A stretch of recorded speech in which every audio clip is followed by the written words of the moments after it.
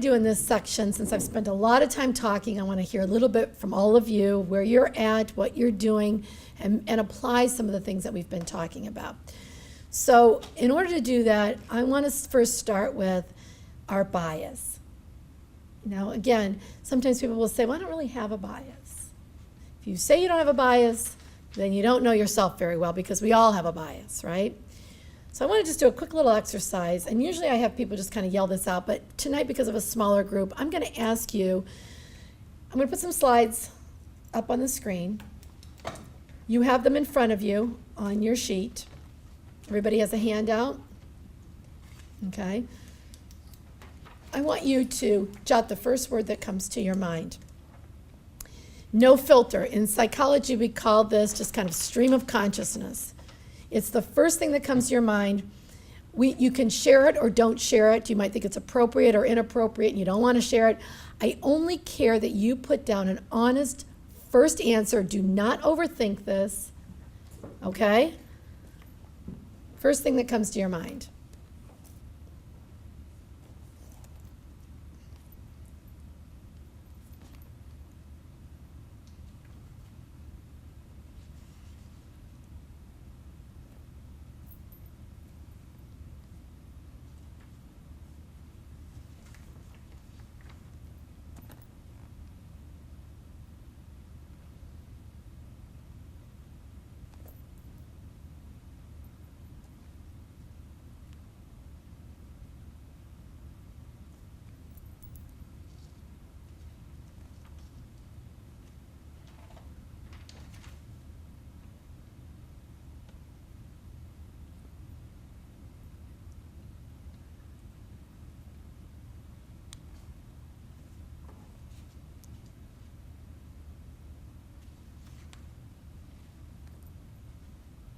Am I going too fast? Are we all there?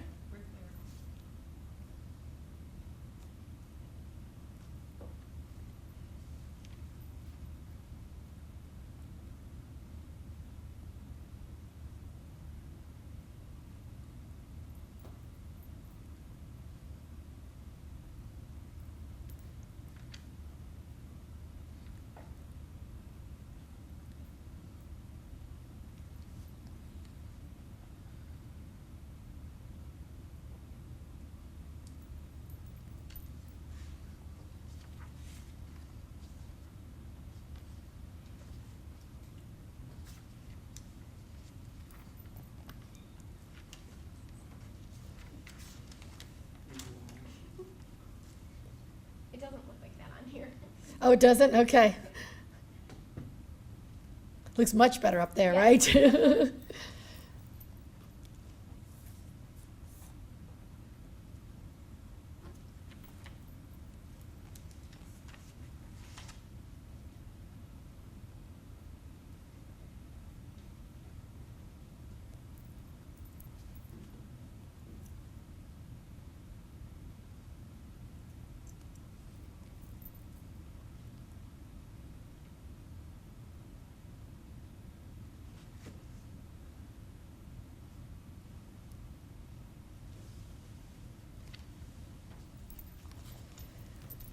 Okay, don't go any further.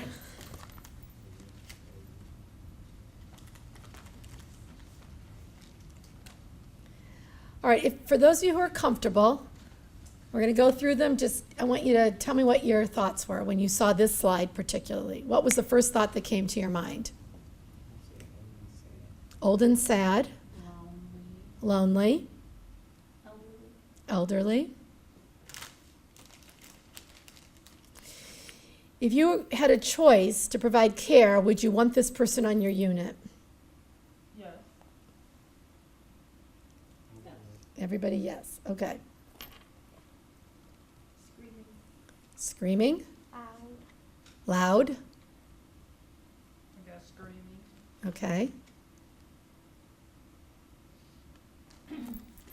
You want the yeller on your unit? No. Okay, no. We're all saying no on that one. All right, what about this guy? Crazy. Upset. Scary? I put upset. Crazy, scary, upset. I put silly. Silly? Funny. Fun? Yeah. Funny. Funny? So this is a really good example again of how, again, we're asking for a bias, which is a quick blush, first image, how somebody could think he looks like he's silly and fun, and somebody think he looks crazy and scary. So the answer then, I guess, would be mixed, whether you want him on the unit or not. Those of you who probably think he's silly and funny would think, yeah, he could be a lot of fun. The person you think is scary going, yeah, thanks, but no thanks, right? Happy? Smiling. Peaceful? Peaceful? Pleasant and cooperative. For some reason, he always reminds me of the Allstate, not Allstate, the State Farm insurance. He always reminds me of an insurance guy, right? Yeah, yeah. Nervous. Okay. Nervous? Walking. Do you want the pacer on your unit? You could deal with it? Yeah? You have to say yes, because you're on a memory care unit, you guys. I put afraid. Afraid? No teeth. No teeth? Pointing his finger at something. Okay. Waving? Question. Okay. I thought you was a waitress? Oh, okay. To the nurse?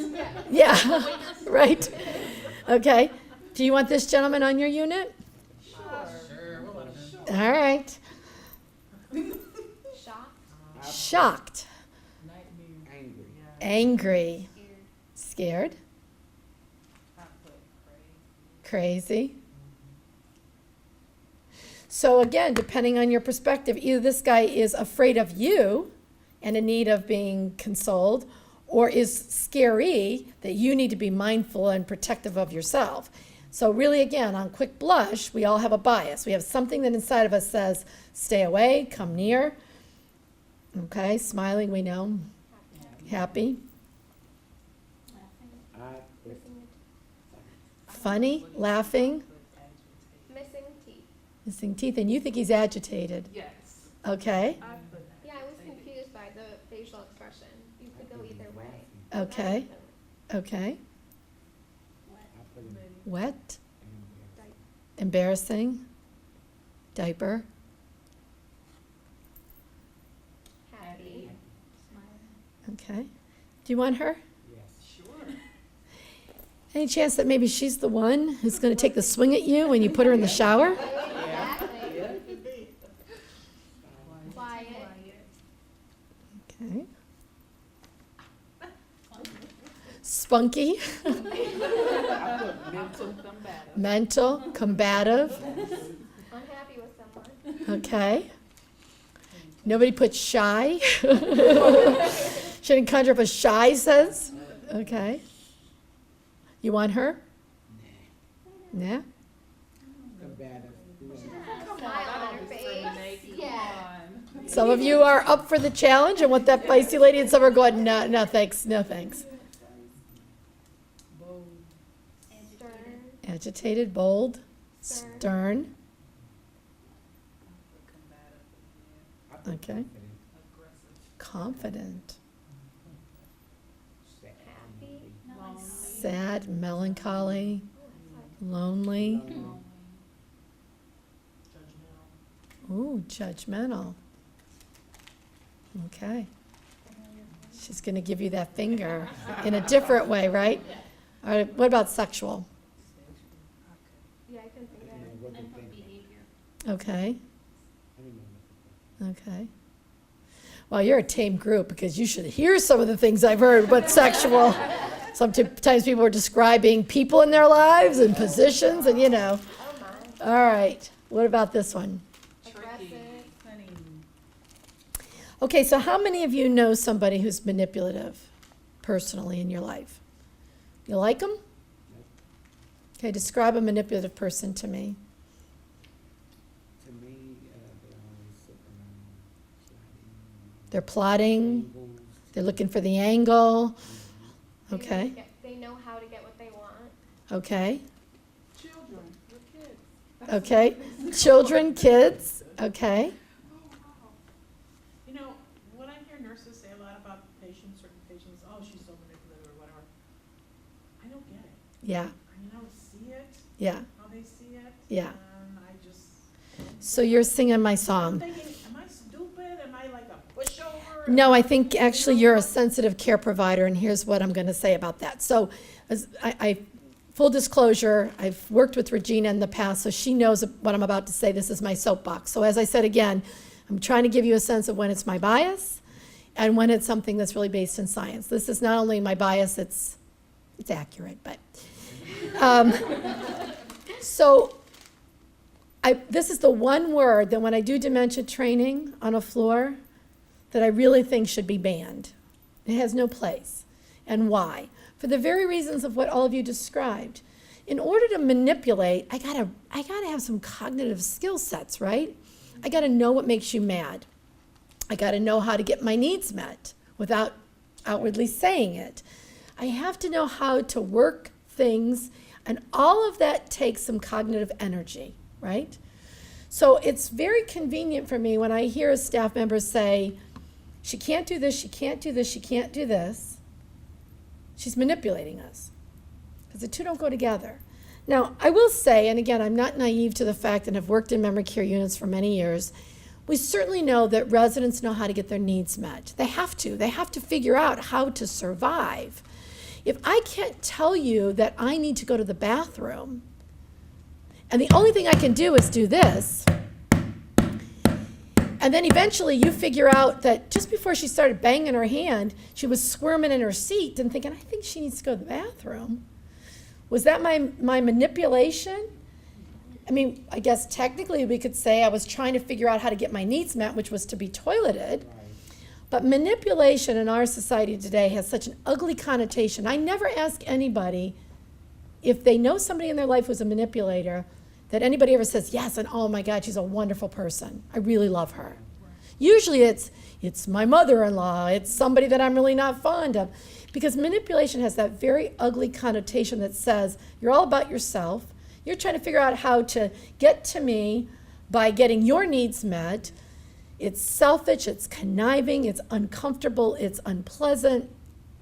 So I share your sentiment that when we are in healthcare, does that mean that somebody who's been a manipulator their whole life, and a daughter who says, this is how my mom's always been, selfish, manipulative human being, and then they come to our memory care unit and they have dementia?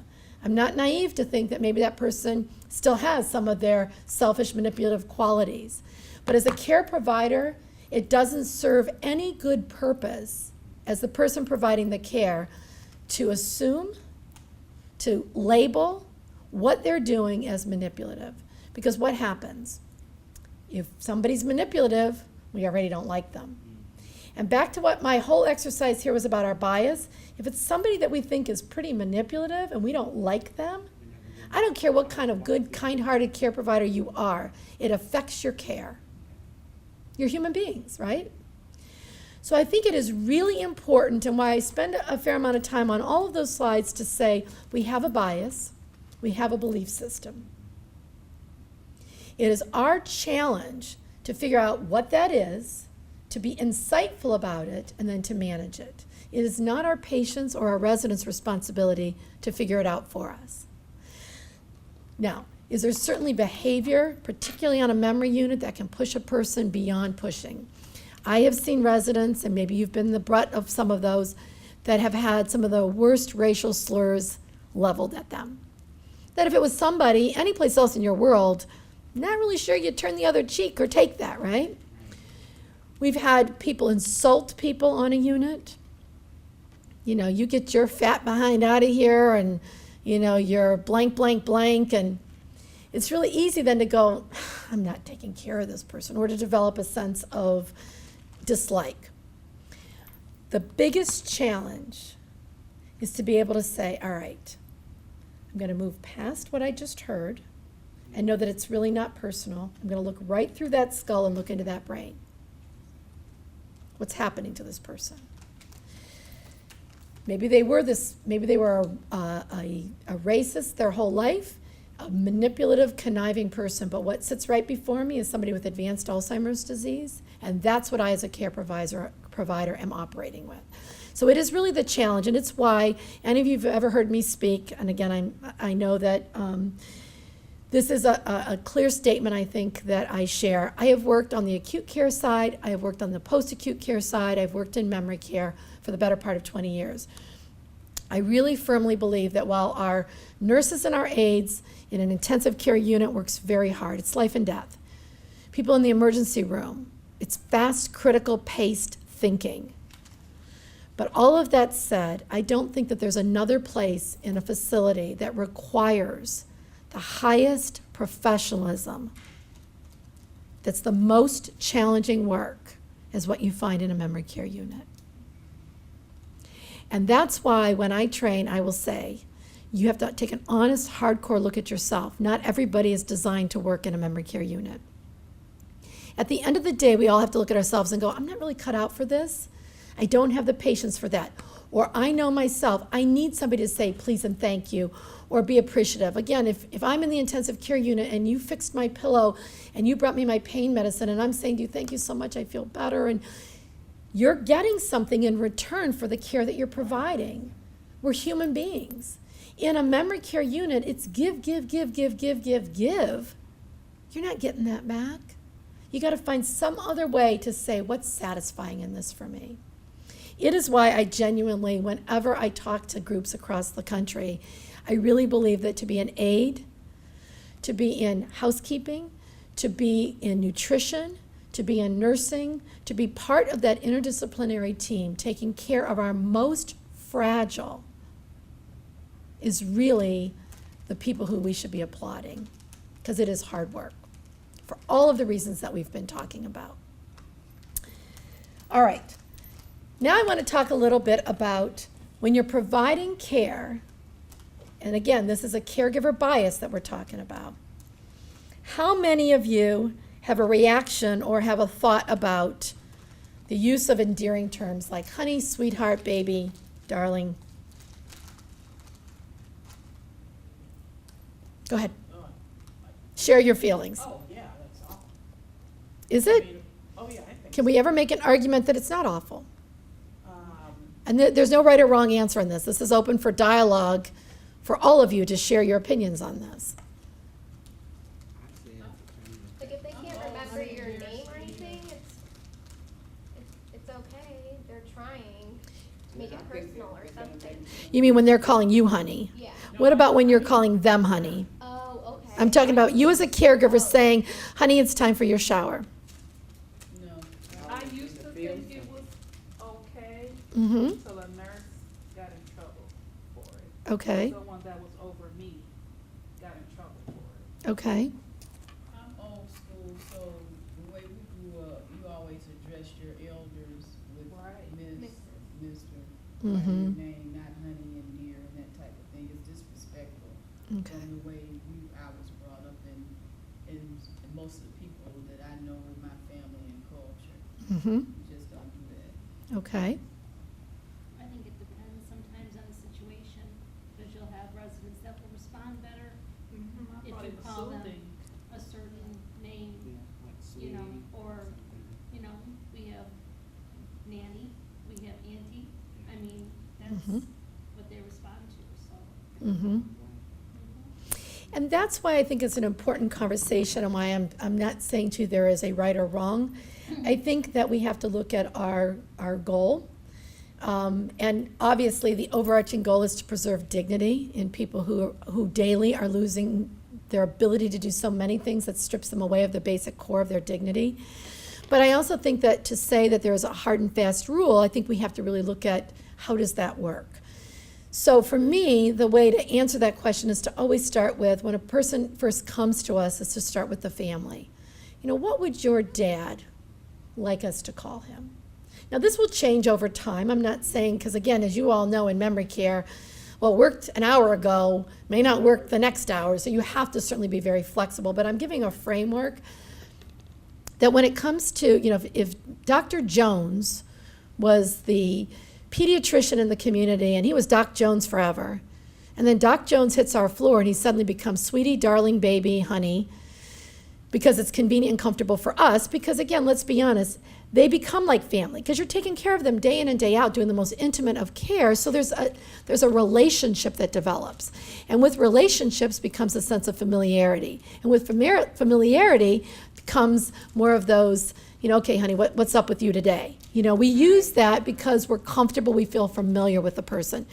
But I think it's important when we first introduce ourselves and we get a sense of the person's needs, we start with the family. If Doc Jones took great pride in being a doctor, and we call him Doc, and that's part of Doc, it's time for a shower, and that's a way of preserving some piece of his dignity, of what he achieved, then we need to do that. To the point of, there's sometimes people respond better to their terms of endearment or their affectionate terms. And I remember in one of the classes, somebody shared with me that there was somebody up on, I think it was on the rehab floor, that the family said she had no children, but she had a lot of nieces. And they always called her Honey Baby. And that was just her nickname. It was Honey Baby. So the first time somebody walked on the floor and they saw a staff member going, okay, Honey Baby, it's time for dinner, it was sort of like, oh my gosh, what are you doing? And perhaps reprimanded. But the reality was the nieces said to the care providers, when you say Honey Baby, she feels safe, she feels loved. It's a term that she knows you're not somebody here to harm her, because people who call her Honey Baby are people who love her. So I say that again because I know that there isn't a right or wrong. I understand and certainly hold to the respect piece. I think we have to be able to have that dialogue and make sure that we are having discussion with the families about, I want to be respectful to your mom or your dad. What would you think? Maybe Mrs. Smith of that generation in their 80s and 90s wants to be Mrs. Smith. You call a boomer Mrs., it might be, yeah, call me Tina. Like, I'm not Mrs. I think every generation is going to bring their baggage into this disease state, and it is our job to be really flexible and understanding of meeting the person right where they come to us. Okay. Other thoughts about that? I just wanted to add, it was a family member Mm-hmm. who went and said something about it. 'Cause Okay. So she was offended, of course. It was a family member there. Okay. And that might very well be if they're advocating for their loved one to say, my dad would never want you to call him sweetie. He would have felt like that was treating him like a child, stripping him of his dignity. I too then would go to bat for that. I mean, you all know that at our age, I'll put you all in my category, if I'm in a restaurant and some 20-year-old is waiting on me and she says, now honey, do you want something else? I immediately bristle. I mean, that's me. It feels like my children don't call me honey and they're in their 20s. There is a respect piece. It feels completely out of context. I don't know you, So I do think we have to be mindful of when it feels uncomfortable or when a family member is saying, that might be your way of treating people, but that would not work for my dad. And I don't want you to call my dad sweetheart, So, all right. The other thing I wanted to talk briefly about under the bias section is everything I've discussed with you tonight, I hope is to say you can't forget, and I say this all the time, that this is a disease of the brain. So when we're providing care bedside and we look at some of the most difficult behaviors to manage, aggression, difficulty toileting, difficulty showering, somebody wandering into somebody else's room, give the whole list and If we separate that out and go, well, that's what they're doing, and we forget about what's happening in the brain, then the reality of the disease and everything I just said to you is just a nice little classroom exercise. I hope that all of that translates into, if the disease is working on the brain, how do I need to adjust daily, weekly, monthly, and how I'm providing care? Okay, so talk to me then, those of you who do this kind of work, about the biggest struggles that you find. Give me some behaviors or care planning that's most difficult. Well, the hyperkinetic person. Okay? The one who just can't sit still. Crash your femur, they're not supposed to be standing up and they're constantly, Mm-hmm. yeah, those are the difficult ones because Okay. there are safety issues involved. And then tell me some of the approaches that you would take with somebody like that.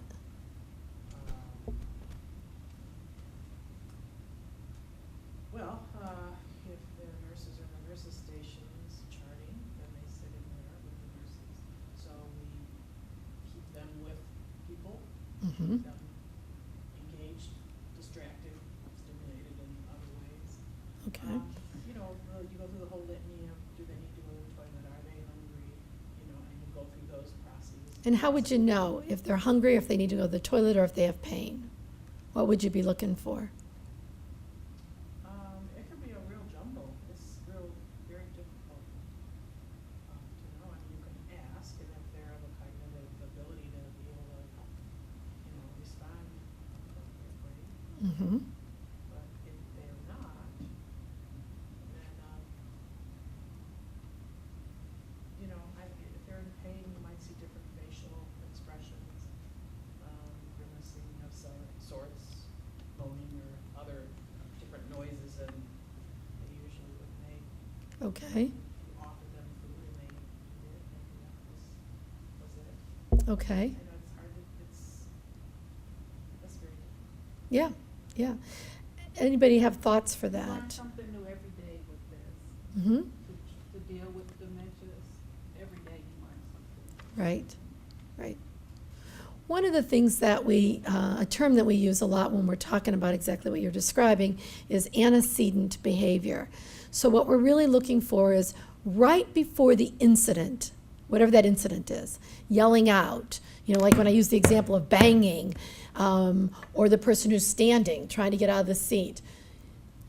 Really being able to go back in time and rewind the clock, and this requires a lot of observation and charting, so you're looking at trends.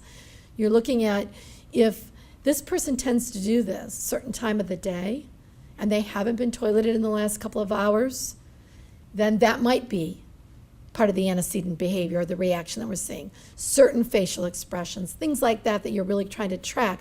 You're never going to get it completely right every time, but it's really being able to say, there's no way for me to know in this moment, but what I can do is go right before you started doing that, what were you doing? Right. To be able to start experimenting and doing a trial and error. Other things that you might think of, because I know you deal with this daily. Specific to that Anything. situation. Yeah. Well, like she said, I mean, the offering the food, the fluid, to try to talk with them to see, because some mean once in a while, I mean, depending on the level, cognitive level of the person, if they're able to articulate it all, or,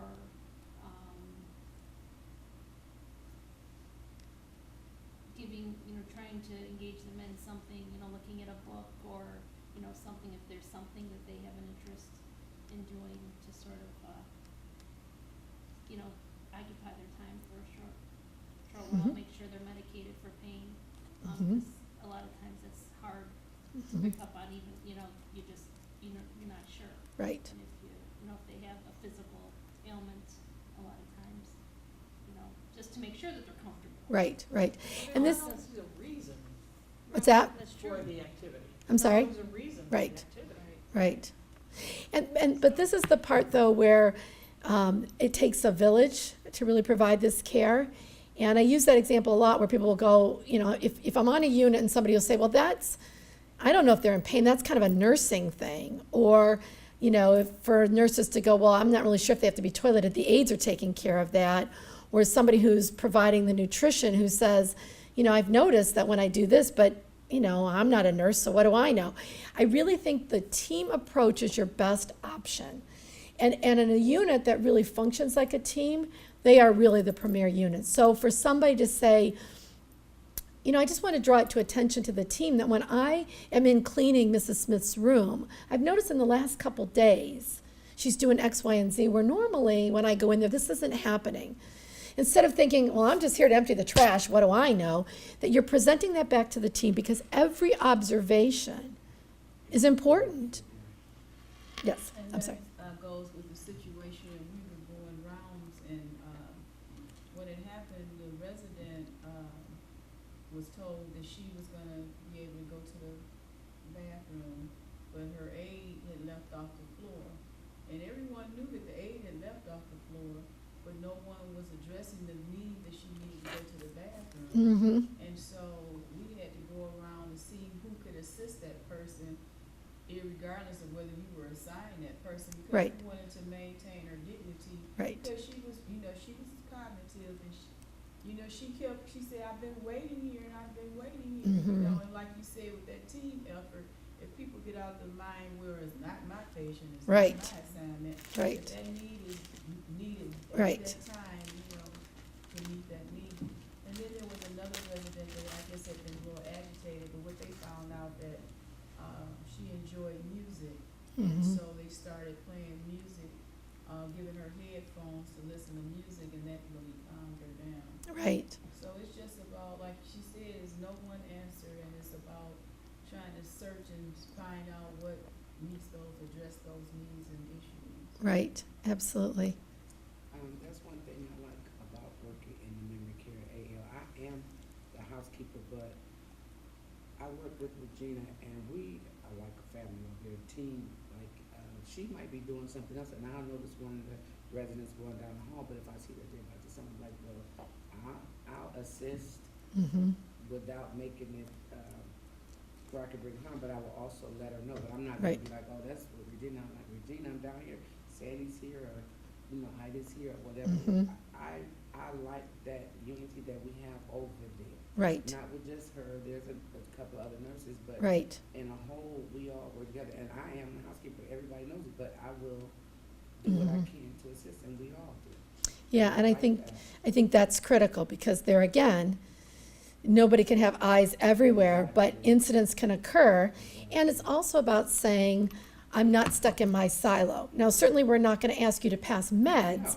but if everybody's in their silo of like, well, I'm just supposed to be here to mop this floor, and I'm supposed to just be here to pass meds, and I'm supposed to just be here to put you on the toilet, we've lost sight of providing care.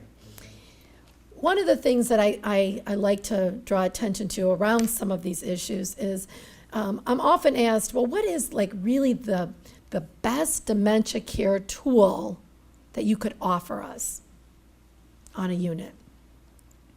What is the best tool?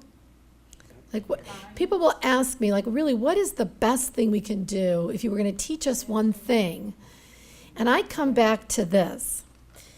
The best part of dementia care is what's sitting right here. Yes, we can come up with great, and there's a lot of new software and beautiful buildings and therapeutic designs, but at the end of the day, it's entirely what's sitting right before the resident. So here's an example that I use. Imagine that you're in a foreign country, and it's late at night, and you're driving down a road, and you reach a dead end. You can't read the signs because you don't speak the language. You've got two small children in the back seat of the car, and you realize that you've completely lost your way. And you see a man approaching the car. How are you feeling?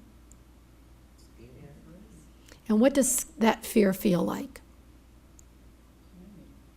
Describe it. Panic, What does that feel like? scary, unsure, nervous, Your stomach's jumping, right? Muscles tense up. Muscles are tense, your stomach is flipping. And what's your mind doing? Racing. What's it trying to figure out? What do I do? What's gonna happen? Now that's how you're feeling. And now a little voice in the backseat of the car says, but I'm hungry and you said we were going to McDonald's.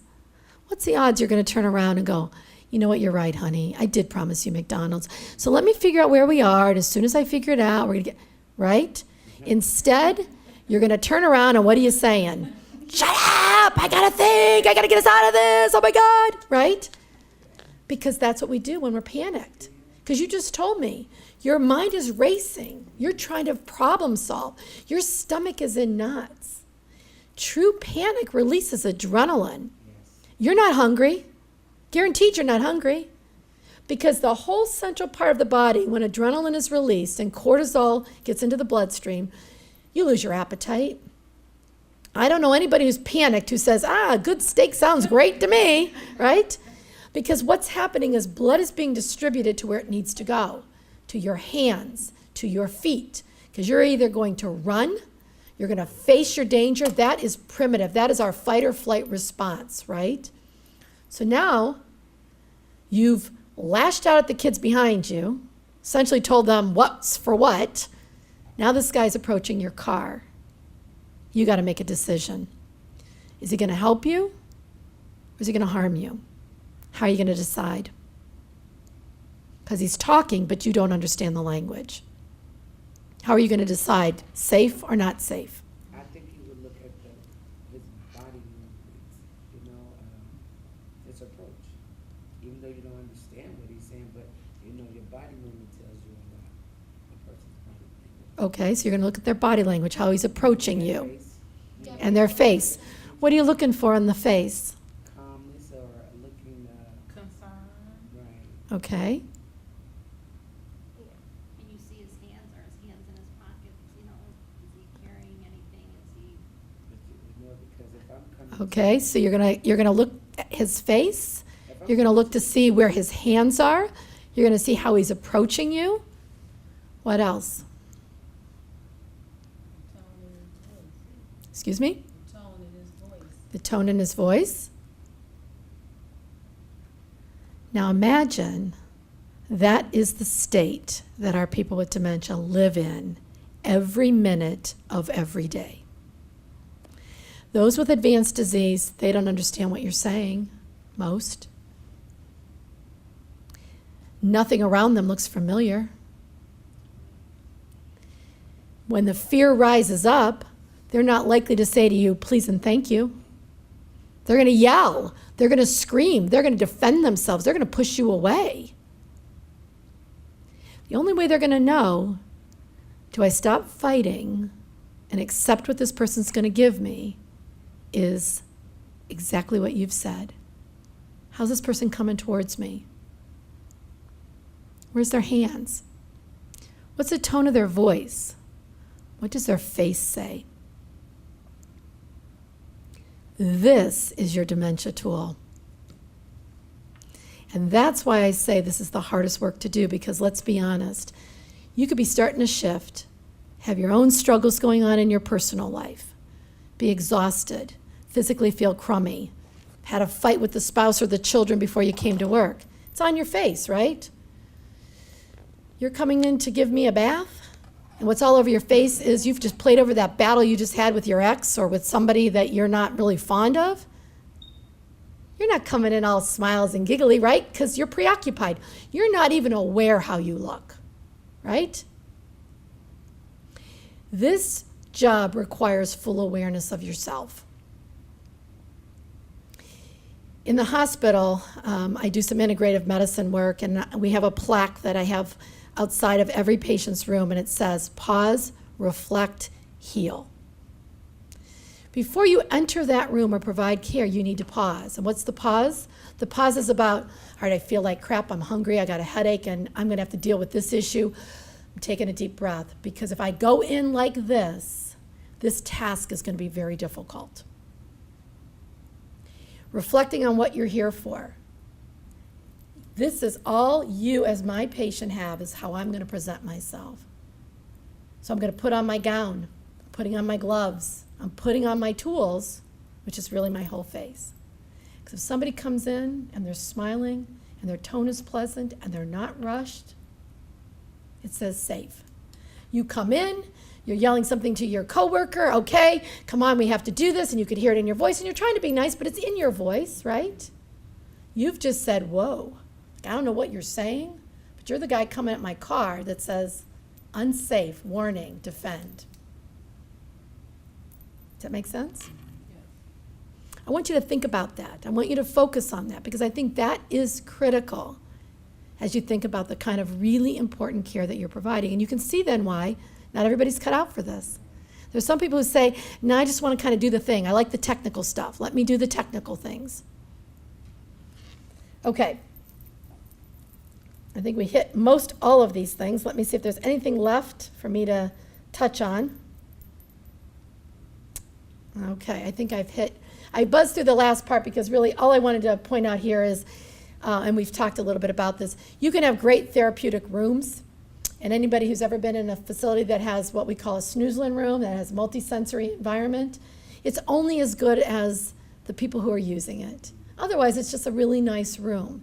So this particular snoozlin room is something that we put together at the memory care unit for the Dolan Center when it was still in existence.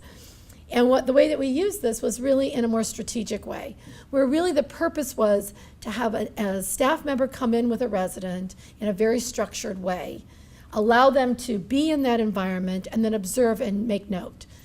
Did the person respond to the bubble tube? Did they respond to certain fragrances? Did they respond to certain music? So that then you can build that into their care plan to talk about, at this time of day, if you take Mrs. Smith in before she starts to wander and yell and scream and pace, and you give her 10, 15 minutes in this environment, and you use this music with these smells, it seems to carry her through the evening. Again, it doesn't work for everybody. But it's a reminder that, again, we spend a lot of time creating a good therapeutic environment and unit, but if we don't use it, and we don't document it, and we don't share it with one another, then it's just a really nice room. Okay. Any questions that I haven't covered? It was a lot of material. It's late. I know many of you have already worked your shift. You're probably about ready to raise the red flag here, but is there anything I can answer for you or thoughts that you have about anything that I've covered?